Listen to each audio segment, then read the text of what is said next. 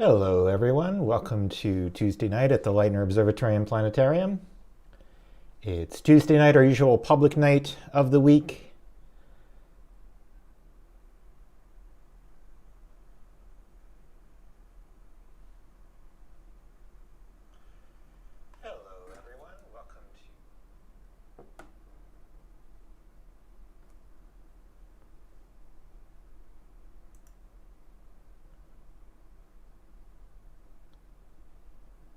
Let me get my camera turned on and set up here, and I'll start talking about what's going on. Hi, there I am. Hi, everyone.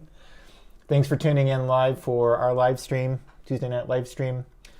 Normally during the year, we open up to the public on Tuesday nights, and we do planetarium shows and public talks and live viewing through telescopes, if it's clear. So I am here to talk a little bit about what's up in the sky this week, a little bit about astronomy news, little bit about what I'm doing here at the observatory. I did go out and set up the telescope tonight. You can actually see there's the 12-inch telescope on its pier on the observing deck because I saw it might be clear tonight. I was looking at the forecast a little bit earlier today, and it's supposed to clear up. So I pointed at the moon, and I've seen the moon kind of come and go. So hoping to have the chance to actually show you a few things through the telescope, which I haven't had the chance to do in a few months.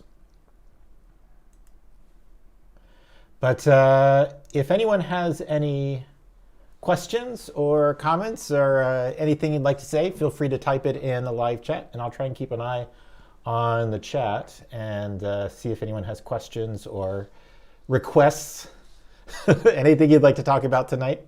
Happy to take questions. So yeah, the weather's been pretty terrible here in New Haven the last few weeks. We've had snow and ice and rain and wind. Last few days it's been warmer, but still kind of rainy. There was one night, a couple of nights ago, was it Sunday night? It was either Saturday night or it was Saturday night.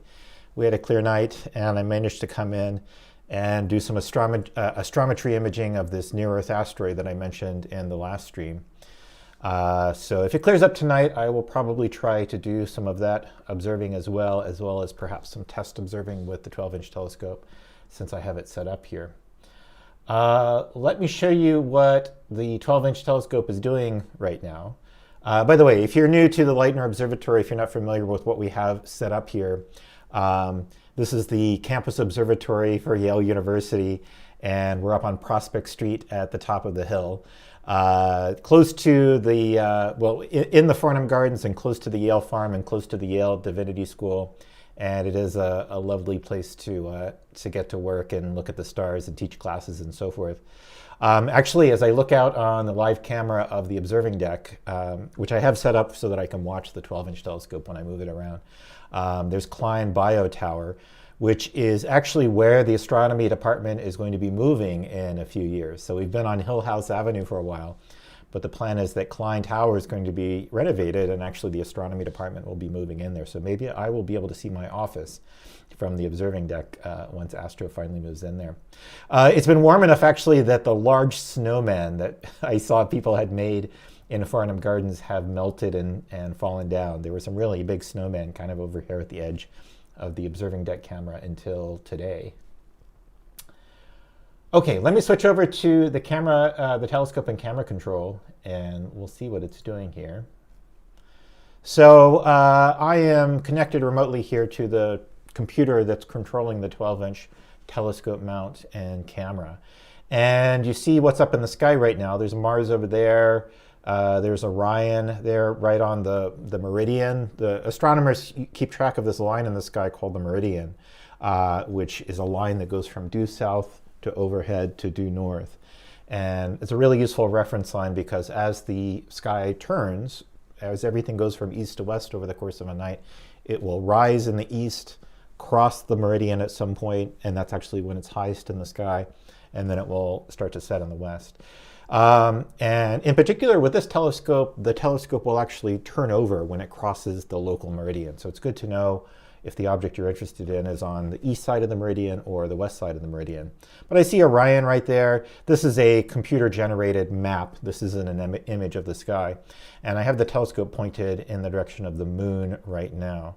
So let's look at what the camera is doing and see if there's anything there. So I don't see anything on the camera. Let me just make sure that it's taking images.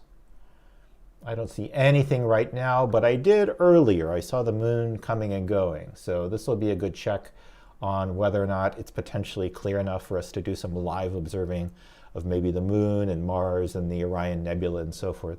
So I'll definitely check before I close the stream to see if we can potentially do any live observing tonight.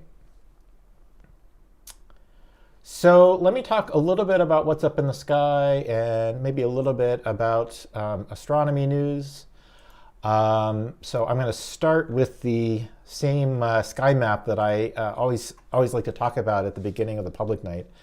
So this is from skymaps.com. This is the evening sky map for February 2021. You can download the sky map for both the northern hemisphere and the southern hemisphere if you happen to be viewing from the southern hemisphere or planning to go to the southern hemisphere sometime.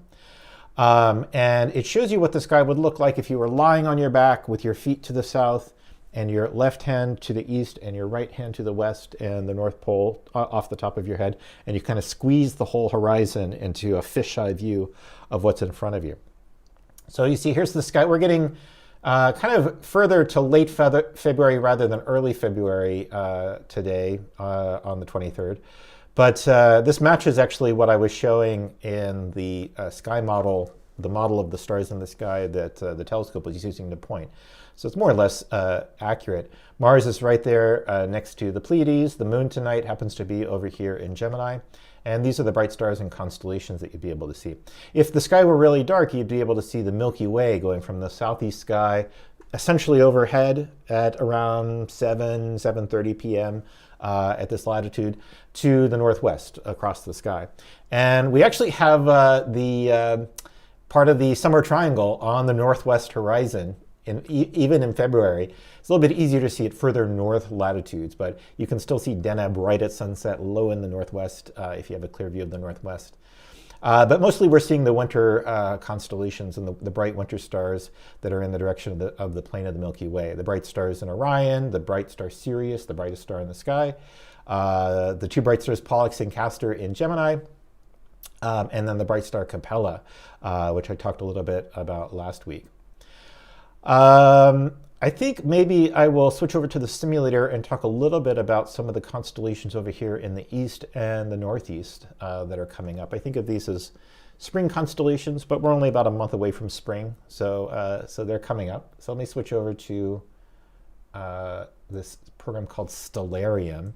So this is a sky simulator, desktop planetarium software. You can download it for free from stellarium.org. And I use it all the time for teaching and observing, planning, and so forth. And here's what the sky looks like right now. Here's a simulation of the sky tonight as seen from New Haven. And I will turn on the constellation lines and labels, and I will turn on that meridian line, which is this shown as a green line in this simulation. This is actually nice because then I can keep track of where I've dragged the sky around to point at different places. When I'm doing a planetarium show in the actual planetarium with an actual dome over my head, I could just say, look over there, look over there. But when you're doing this on a flat screen, you have to keep track of, are you facing south, north, east, overhead, and so forth. So last week, I talked a little bit about some of these winter constellations like Orion and Sirius and Gemini. And I'll just briefly mention what I said before about how to find these bright stars. Right now on the meridian, you can find the three bright belt stars of Orion.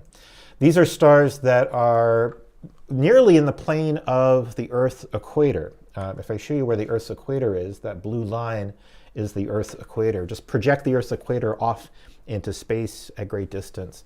And the three bright belt stars in Orion are very close to that. So that means you can see them from any place on the Earth, from extreme northern latitudes and extreme southern latitudes. As opposed to, if you look over to the north and you look for constellations like the Little Dipper or the Big Dipper, or if you look to the south, which we can't do here in New Haven, right? The Earth is in the way. In my simulator, I can turn off the ground to make the Earth transparent. And then I can see southern hemisphere constellations down here, like the Southern Cross, or the constellation of Centaurus, which includes Alpha Centauri, the closest star to us. So normally the Earth is in the way, as seen from New Haven. We never see those stars in the sky.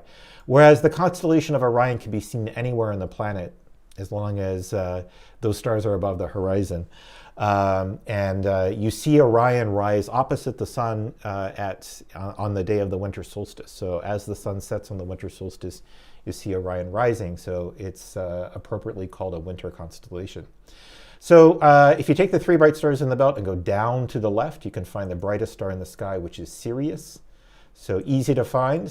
There's no place that's too light polluted that will prevent you from seeing Sirius. I've done this I've looked for it from Union Square in New York. I haven't done this from Las Vegas, which is probably the most light polluted place in the country. But Sirius is a very bright star, and you can easily find it anywhere. It's actually interesting sometimes to think about, if you're in a city, if you're in New York, or if you're in Paris, or you're in Las Vegas, is there any point in trying to do astronomy? Can you learn anything about astronomy? And I say yes, absolutely. All of the naked eye planets are easy to see even in a city. The moon is easy to see even in a city. So if you get a small telescope or a pair of binoculars, even in the city, you can zoom in on the moon and study the craters on the moon and learn about the moon. You can zoom in on double stars like Castor, for example. Castor is a really lovely double star. And if you have a medium-sized telescope, you can zoom in on it and see that there are actually 2 stars there. Actually, I wasn't planning on talking about double stars tonight, but as long as I am, I'll show you one of my favorite multiple star systems, which is Sigma Orionis. This is a multiple star system. Sometimes we'll look at on public nights. We'll have a telescope pointed at the Orion Nebula, which is over here. And then maybe we'll have a different telescope pointed at Sigma Orionis, which is this multiple star system. You can see 1, 2, 3, 4, 5 stars in that star system. Okay. Anyway, back to these interesting constellations that you can see around Orion. So if you take the 3 stars in the belt, go down to Sirius, then go up to the left, you find the bright star Procyon, part of Canis Minor, the little dog. And then up you find Pollux and Castor, the 2 bright stars in Gemini. Up and to the right, you find Capella, the goat star, which is the brightest star in Auriga. And then we start going down again, down to Aldebaran. And if the sky isn't too bright where you are, you can look a little bit to the right of Aldebaran and see the lovely little star cluster called the Pleiades star cluster. It looks great to the naked eye. It looks even better through binoculars. It just so happens tonight, Mars is down and to the right of the Pleiades. But as I said last time, it's getting quite far away from the Earth. So unlike last October, when it was at very close approach and it looked big and bright, Mars is getting quite dim. And so you might have trouble distinguishing Mars from Aldebaran, right? But tonight they're making, and all this week, and all this month essentially, Aldebaran, the Pleiades, and Mars are making this nice little triangle with Aldebaran on the long skinny side and Mars on the far right. So you should be able to find it. Anyway, so we keep coming down from Aldebaran. We see the bright star Rigel. And this makes up a pattern that we call the winter hexagon. So we have Sirius, Procyon, Castor and Pollux, Capella, Aldebaran, Rigel make a ring of bright stars around the constellation of Orion, around the bright star Betelgeuse. Now, there are a lot of beautiful binocular objects in this area in the direction of the Milky Way. Some of them are easier to see than others. Here's a beautiful image of the Rosette Nebula, which is kind of faint. It's tough to see with optics. You really need a camera on a telescope to take pictures of it. If it clears up later, I could try to take some pictures of the Rosette Nebula with the 12-inch telescope. There's some nice reflection nebulae where you have blue light from stars reflected off of dust clouds, and so you get this nice bluish tint to the nebula. There's the Cone Nebula right there, one of my favorites. There it is, the Cone Nebula right there. So we could potentially take a look at some of these objects with the telescope. But if you're at home and you have binoculars, there's still a lot of amazing things to see. I mentioned the Pleiades cluster. Last time I also mentioned the Hyades cluster, which is right here behind Aldebaran. Aldebaran's a little bit closer than the Hyades cluster. The Orion Nebula looks great through binoculars. And there's a really nice little star cluster over here. Now, it's kind of blown out tonight by the moon, but if you look between Pollux and Castor and the bright star Regulus, the bright blue star in Leo the Lion, zoom in a little bit, you see the M44 star cluster, the so-called beehive star cluster. Again, a very close young star cluster, so it's full of bright blue stars. Looks great through a pair of binoculars, and this is actually a good target for a small telescope. It's easy to find, it's quite bright, so if you have a 70 millimeter or a 90 millimeter small telescope, it's a great target. Okay, so the other constellations I was going to point out tonight, or the main one that I wanted to point out was Leo. So Leo is coming up over here in the east. It's a zodiac constellation, right? So it's a constellation like Cancer and Gemini that's in the plane of the solar system. That's what's special about the zodiac constellations, is that the plane of the solar system, represented by this kind of yellow-orange line in the simulator, what astronomers call the ecliptic, goes through these 13 special constellations. And you'll always see the sun and the moon and the naked eye planets somewhere near this orange line. So you always see the sun and the moon and the naked eye planets in front of one of these constellations. So for example, the moon tonight is in the constellation of Gemini, and Mars tonight is in the constellation of Taurus. So Leo is a spring zodiac constellation, and it's easy to find because you can see the backwards question mark that makes up the front of Leo the Lion, with the star Regulus as the brightest star over here in the front. And then the back of Leo is this sort of triangle pattern with Denebula, a fairly bright star, right at the tail of Leo the Lion. So I can show you a classical illustration. If I hit the R key here in Stellarium, it shows me a classical illustration of what Leo might look like. I want to go to the early morning sky because there's something really interesting happening just before sunrise early next month.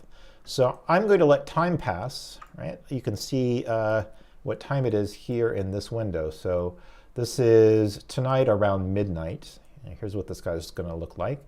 So we've got Leo now high in the sky, close to the local meridian. We've got the next zodiac constellation of Virgo coming up. We've got the bright red star Arcturus rising over here. Let's go a little bit later in the evening. Here's 1 a.m., 2 a.m., 3 a.m., 4 a.m. Now we're starting to see early summer constellations rising because the Earth has turned right around from where it was facing in the universe when the sun set. After midnight is a good time to go out to look for meteors. So you always see more meteors after midnight because the Earth will have turned to face the direction that it's orbiting. So you see those specks of space dust hitting the Earth's atmosphere and burning up. So later in 5 a.m., 6 a.m., 7 a.m., and there's the sunrise. Now, I'm not seeing dawn because I turned off the atmosphere to make it a little bit easier to see the stars. But you see dawn is kind of turning on around 5:30 a.m., and then the sun is rising around 6:30 a.m. So if you look over here in Capricorn, in the zodiac constellation of Capricorn, there are 4 naked eye planets. Let's go a little bit later in the evening. So we've got Jupiter, Mercury, and Saturn in the early morning sky. So they're going to be difficult to see this week just because the sun is rising very soon after they rise.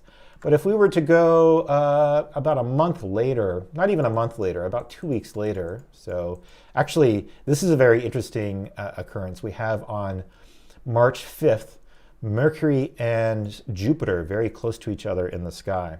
So everyone got very excited about Saturn and Jupiter getting very close to each other last December, and it was pretty cool.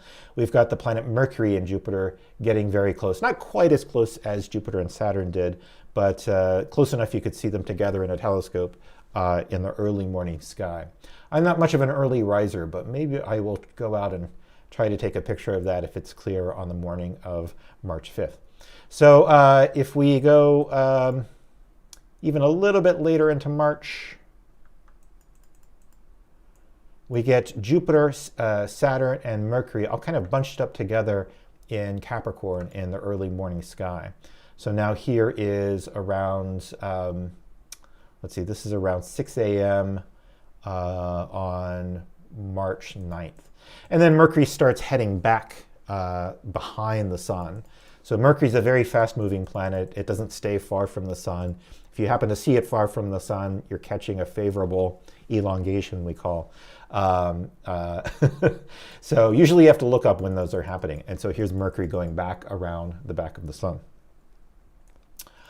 Okay, I think that's all I wanted to say about what you can see up in the sky this week. So again, if it clears up later tonight or if it's clear tomorrow night, I encourage you to go outside. Look for the gibbous moon in Gemini tonight, more or less overhead around 8 or 9 p.m. Look for the bright stars in Orion to the south. Find the winter hexagon around the constellation of Orion. And then look to the east for the constellation of Leo, especially a little bit later in the evening. If you're out at 9 or 10 p.m., look for Leo rising in the east. All right, let's see if it's cleared up enough to see anything from the telescope. So I'm first going to switch back to our camera. And sometimes I can see bright stars in this camera, and it helps me know what the clouds are doing. Looks like the clouds are moving fast from west to east there in the sky. So yeah, I think there's some chance of it clearing up a little bit later tonight.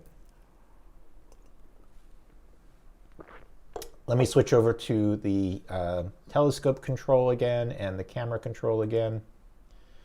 So still pointed over in the direction of the moon, still too cloudy to see anything. Again, let me just confirm the camera is taking images. I'll switch to more sensitive mode.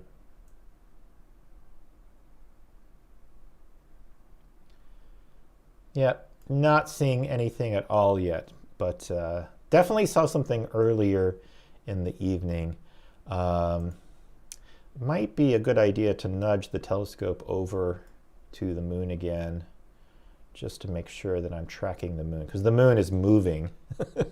I'm tracking the stars, but the moon is orbiting around the Earth. So over the course of about an hour, the moon will move its diameter away from where you're looking relative to the stars. So let me just jog the telescope back over to the moon. Okay, so there it's back on the moon. And just check one more time to see if there's anything there. Now, still too cloudy. Oh, wait, I think I see a little bit of something. It's very cloudy, but I do think I'm starting to get a little bit of moonlight.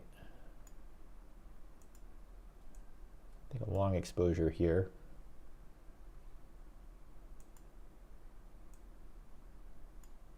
And there's the camera noise, so.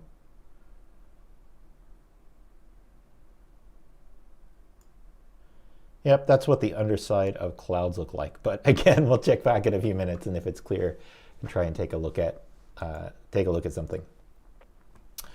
Okay, so a little bit about astronomy news this week. I think the big news this week, of course, was the lander on Mars last Thursday. I was incredibly impressed. I mean, this is the 5th lander on Mars. And so you think, oh, they've done this, or 5th rover.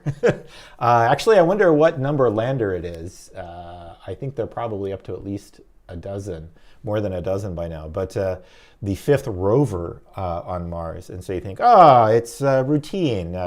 It's it's no big deal. But something like 50% of missions to Mars have failed.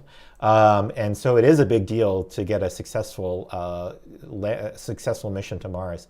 And I was just really impressed with the way that NASA covered it and presented it to the media and talked about the science. And so I watched the live stream last Thursday, which is just, I found it surprisingly emotional, even though I've seen several of these landers and rovers land.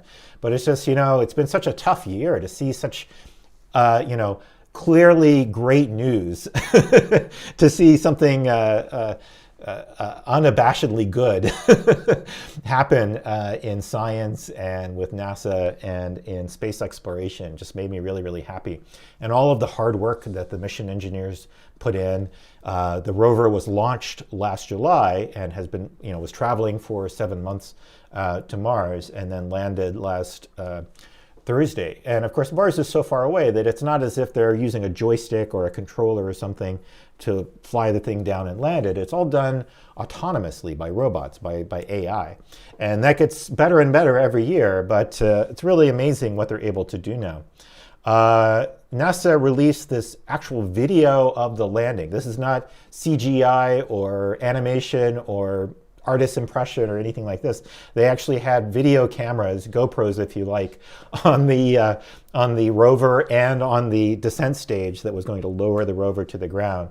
And I'm really happy that the video they released is #1 trending video on YouTube, and it has 8 million views already. I'll show just a little bit of this because I think it's amazing.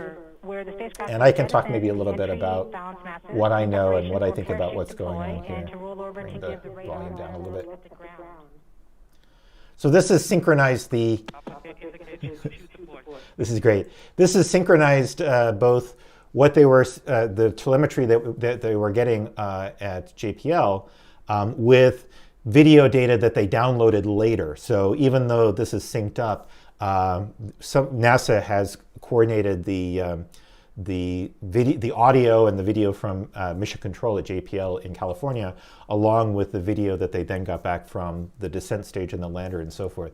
And there are just so many amazing things in here, like this parachute. I remember hearing about the Spirit and Opportunity rovers, the Mars exploration rovers, and all of the trouble they had designing a parachute that would operate as this probe is trying to land aerobrake on Mars, traveling at several times the speed of sound, deploying a parachute to slow down, and the parachute would potato chip and pancake and rip to shreds, and all sorts of terrible things would happen. And so the fact that the parachute deployed perfectly, yeah, it's just amazing that it worked so well.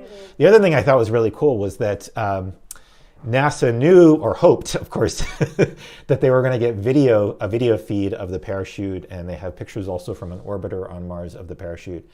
And so the pattern here in the parachute is a code that they hope that school kids, college kids, well, I don't want to give it away, because if you're interested in finding out what the code is, you can try to decrypt it yourself, or you can just look online to get some hints about what the message is here in this parachute. But it's a great message. I'm so happy they put a puzzle in their science outreach. It's great.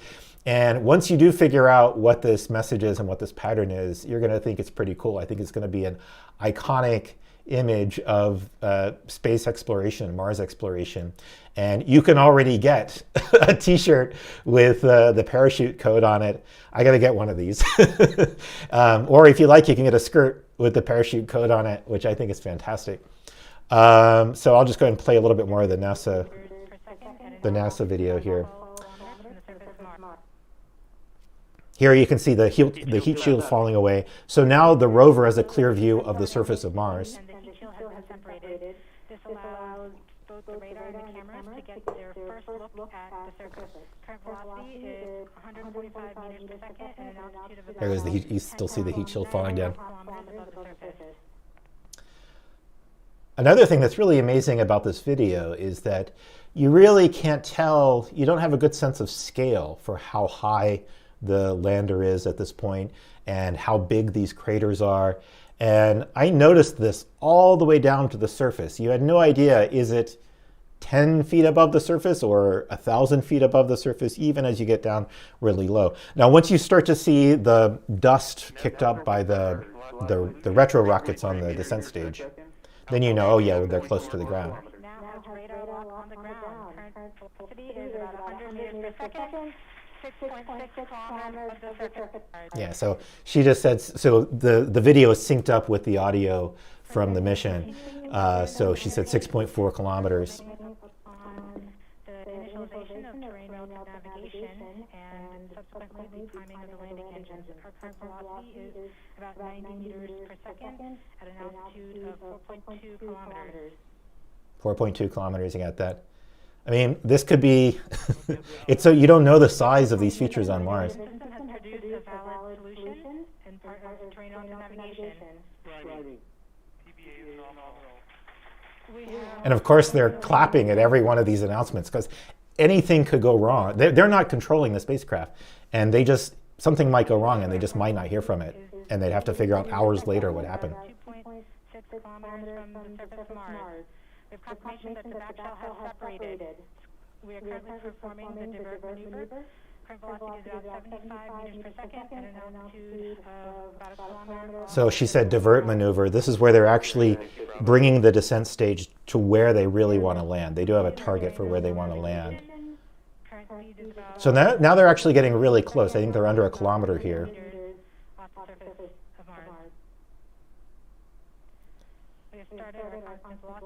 Yeah, so there's where the descent stage kicks in, and they're going to lower the rover down to the surface.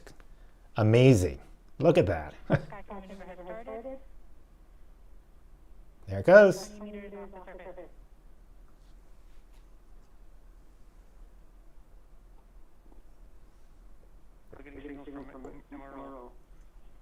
Tango Delta.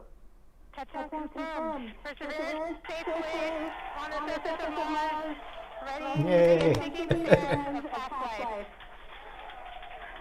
Yeah, so the mission of Perseverance is similar to Curiosity in the sense that they're looking for evidence of water, evidence of past life, organic compounds, evidence of organic chemistry. They're in a part of Mars that used to be wet. You see evidence, they're basically a river delta. And you see evidence of evaporated water, so they're going to be doing similar interesting chemistry. There are some things about this mission that are unique and new. And two of the big ones are that there is a helicopter on Perseverance. There's the Ingenuity helicopter, drone if you like, that's going to be able to fly around and look for interesting rocks that it might fly up or drive up to and study. And then the other thing is the sample return mission. So as it goes, Perseverance is going to save interesting rocks and put them in a sample return container. And there's a future mission plan that will come and pick up those rocks and send them back to Earth, which is going to allow Mars scientists to do some really interesting chemistry, geochemistry analysis on the rocks that the rover can't do on the planet. So I'm really super excited about this mission. I think this could be, like for scientists, young scientists of a certain age who are going to be inspired to study astronomy, study physics, study engineering. I think this could be like an Apollo moon landing event for them, getting to see the Perseverance rover landing and some of the early results from Perseverance. So I'm super excited about the mission. Okay, well, I think I'm probably going to end soon on the stream unless it does clear up and we can do some observing. So let's go back and take another look at what the telescope's doing. You know what? It looks more cloudy now than it was before. Let's see if we got any light in the camera.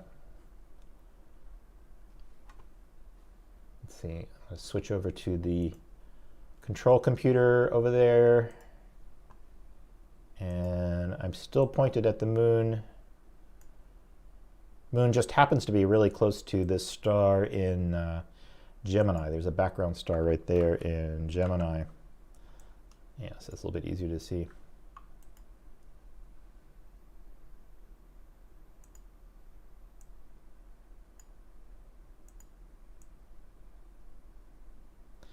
All right, well, still cloudy tonight.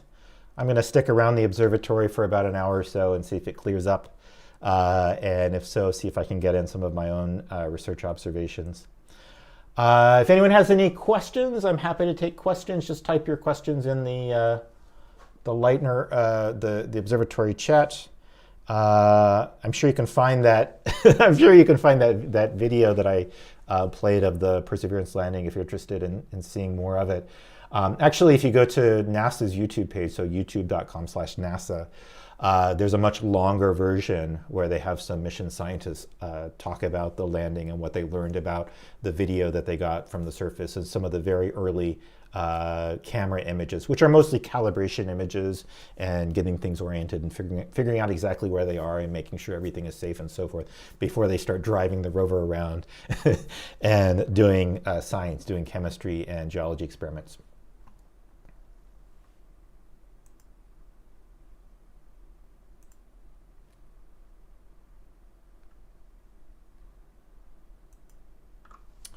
Okay, so I'm going to sign off then. Thanks everyone who tuned in for the live stream, for tuning in tonight. If you would like to send me an email and ask a question, happy to take questions by email. My email is michael.faison, so that's michael.faison@yale.edu. And the Leitner Observatory website is Leitner Observatory, so Leitner observatory.yale.edu.